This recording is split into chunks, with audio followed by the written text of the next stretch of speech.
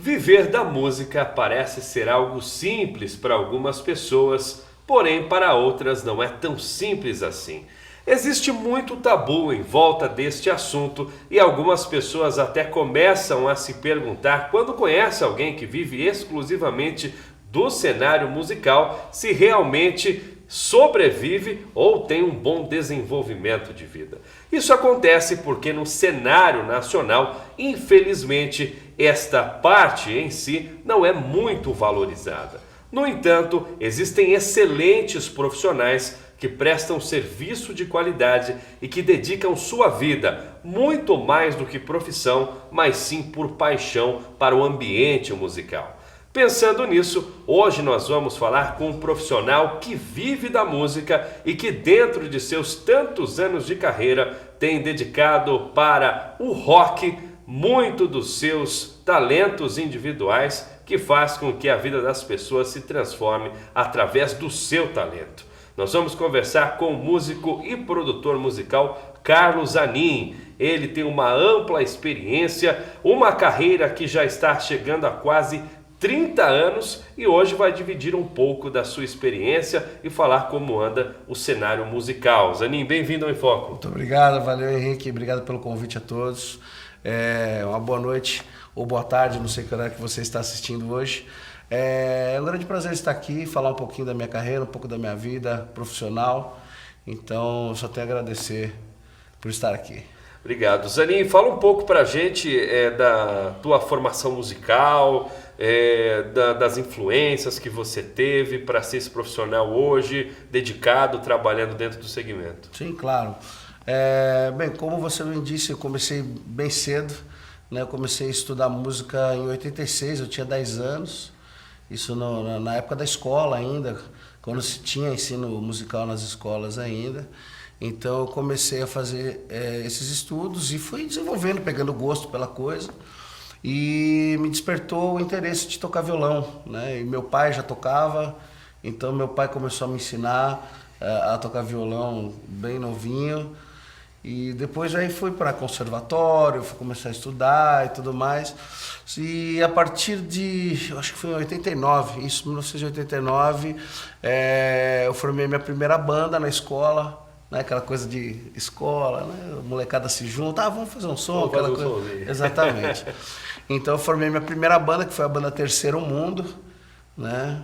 E a gente tocava, éramos um quinteto, a gente tocava ali nas festinhas de escola, tocava em vários lugares ali perto dos nossos bairros, enfim. E a coisa foi tomando forma. Fui passando de formações em formações, passamos a banda Submundo Selvagem, que a gente teve, também ficamos um bom tempo, a gente começou a tocar, figurar em alguns eventos um pouco maiores da cidade, né, que eu morei quase que minha vida toda de solteiro, eu morei em Guarulhos, então lá na cidade de Guarulhos a gente tinha os eventos que faziam parte do calendário cultural da cidade, então a gente começou a figurar nesses eventos maiores e a coisa foi se tornando uma coisa um pouco mais séria, né? E de 93 para cá eu decidi fazer isso como profissão, não apenas como alguma coisa, uma curtição, um hobby, enfim, né? E aí foi embora? E aí foi embora, e aí estamos aí na estrada desde então, e já são quase 30 anos, como você bem disse. Muito bem.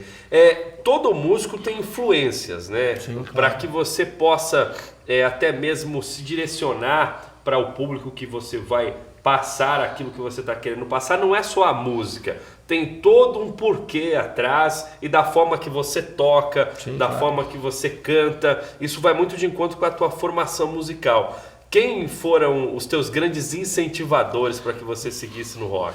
Então, número 1, uma banda chamada The Beatles. Sensacional. Foi e continua sendo a minha maior influência, assim. Eu acho que, acredito até mesmo que muitas pessoas da minha faixa etária têm eles como grande influência, entre outros, né? Depois de um certo tempo que eu comecei a tocar, eu fui conhecendo outros estilos dentro do rock, porque o rock ele é muito vasto, né? Em estilos, em modos de construir a música, então comecei a curtir hard rock, então o Black Sabbath é uma grande influência para mim, o Led Zeppelin, Deep Purple e por aí vai, né? E também passei pelo heavy metal, Metallica, Slayer, aquelas coisas mais pesadas, mas aquela influência que eu tenho mesmo no meu coração desde então são os Beatles, né? Como banda. E como guitarrista, assim, eu tenho uma grande influência que é o Eric Clapton. Muito bem. E você toca guitarra e violão? Guitarra e né? violão. Guitarra Além e violão. do vocal. E vocal, exatamente. Muito bem. É importante a gente ter as nossas bases, né? Ter aquilo que norteia a gente na nossa carreira. Sim. E muitas vezes as pessoas acabam se perguntando hoje qual a influência do rock na sociedade. Porque pelo menos no Brasil a gente teve uma diminuição da influência do rock, a gente vê pouco na mídia, pouco nas rádios, porque surgiram outros tipos, isso é normal, isso acontece mesmo. No entanto, me parece, pelo menos para mim, não é porque eu gosto de rock não, mas o rock ele tem uma diferença porque ele traz uma ideologia consigo, né? Eu acho que mesmo em pouco presente hoje na sociedade brasileira, a gente vê essa influência do rock ainda ditando um cenário, ditando uma tendência, trazendo essa cultura, né? Sem dúvida. Até porque o rock é muito mais do que o estilo musical, né? O estilo de vida, as pessoas passam a frequentar ciclos onde o rock está sempre presente. Você vê o pessoal que é do meio do motociclismo, o pessoal que é do meio da tatuagem. Então tem uma galera que também transita dentro do rock dessas tribos segmentadas, mas que está tudo dentro daquela galera que curte rock. E uma coisa assim, que eu vejo, inclusive um músico que toca comigo hoje, ele fala, cara, quem faz rock hoje rema contra a corrente. Né? Então a gente rema contra a corrente. Por quê? Porque o rock é um estilo musical que não é nativo do Brasil. Né? Ele é um estilo musical importado, que é cantado em inglês. Então aqui no Brasil foi criado o rock nacional, mas com a raiz que veio de fora, da Inglaterra, dos Estados Unidos, enfim. Né? Mas o que é legal, assim, hoje em dia você vê o pessoal que vai curtir um show de rock, é um pessoal que é mais engajado, não é um pessoal que, por exemplo, hoje vamos para onde? Vamos para o sertanejo? Nada contra, respeito todos os estilos musicais, mas a pessoa que gosta de curtir rock, dificilmente ela vai para um show de outro estilo musical. Estilo. Exatamente, até por questão de favorecimento pessoal, né? Exato. Porque às vezes a pessoa quer ouvir aquilo que ela gosta. Exato. Né? O rock me parece uma ideologia, não um estilo musical. A gente pega a década de 80, por exemplo, aqui no nosso país, a gente vê o Barão Vermelho, né? Quando o Cazuza estava ali no auge, não se falava de outra coisa, porque era uma força muito grande. Muito grande, o Barão, o Legião, Paralamas, Titãs, tinha tantos outros. O próprio Capital Inicial, que está nativo até hoje, o Paralamas, que está nativo até hoje. Exato. Né? Então, ainda existe aquela força.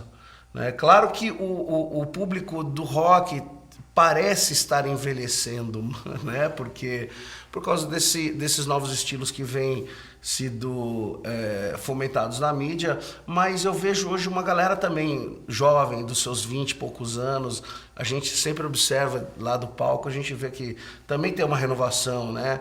Essa galera traz seus filhos, traz seus sobrinhos, enfim, então isso vai manter o rock perpétuo por muito tempo. Exatamente. E por exemplo, né, a gente vê essas influências do nosso país, a sociedade se transformando, no entanto as raízes vão sendo preservadas. Existem algumas músicas que são jargões de vida, né? Eu acho que para muita gente, por exemplo, eu gosto muito de realizar alguma atividade que eu estou precisando criar uma certa atmosfera ao som do Eye of Tiger, por exemplo. Sim, né? Que é uma coisa que já remete a energia e poder. As músicas temas de filmes da década de 80, década de 90, se você for ver mesmo, é um rock que bota a pessoa lá em cima, né? Exatamente. Como o tema do rock mesmo, que você exatamente, falou, do rock. Tiger. O que é legal que hoje você vê, por exemplo, os filmes da Marvel resgatam muito isso, né? O Iron Man, que inclusive tem uma música chamada Iron Man, do Black Sabbath. Então, enfim, entre outras, você ouve AC/DC tocando em filmes, e Iron Maiden, você ouve Led Zeppelin. Então você vê que o pessoal ainda cultiva essa coisa. Muito bem. Né? Cultiva essa coisa. E um filme que eu acho muito legal, a trilha sonora do Forrest Gump, eu acho muito legal. Muito boa. Porque lembra as coisas bem dos anos 60, assim, daquela época. Pô, eu acho bem legal. E a história dele é sensacional Sim, também, sim, né? sim, Quem sim. nunca assistiu, assista o Forrest Sem Gump. dúvida. Na minha opinião, um dos melhores filmes assim, que eu já vi. Diz uma coisa pra mim, aí de lá de 93, quando você realmente começou a tua carreira profissional dentro da música, Sim. que você teve essa certeza, quer dizer, desde jovem já tinha, né, naquela época Sim. da escola, mas quando você teve essa certeza em 93, como foi a carreira dali em diante? Então, em 93 foi quando a gente começou a tocar na noite mesmo. A gente tinha uma banda que era o Black Sabbath Cover, a gente fazia cover só do Black Sabbath, e era bem legal, éramos um trio, a gente fazia na noite de Guarulhos, fazia algumas coisas bem legais, ali que tinha um circuito de bares bem interessantes naquela época, nos anos 90, comecinho dos anos 90.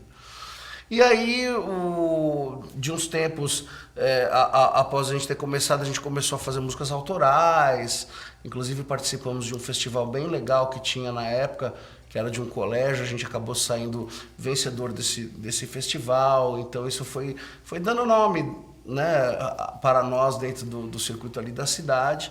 Foi quando a gente trocou, né, na época que a gente passou a fazer música autoral, a gente passou de chamar de Black Sabbath Cover para Santo Grau, e ficamos até, se eu não me engano, 95, 96, mais ou menos por aí com essa banda.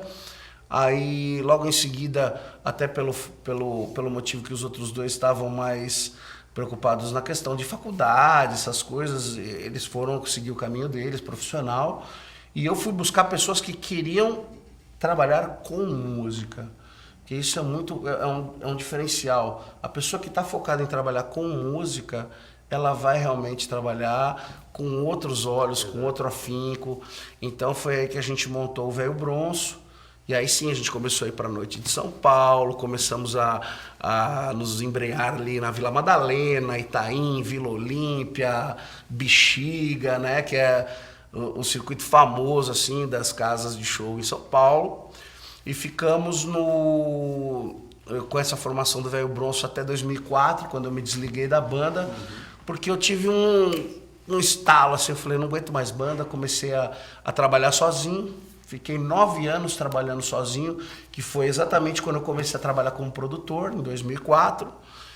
E aí foi em 2013 que aí eu retomei meus trabalhos com grupos, através do João Kurk, que me apresentou a banda, e assim foi.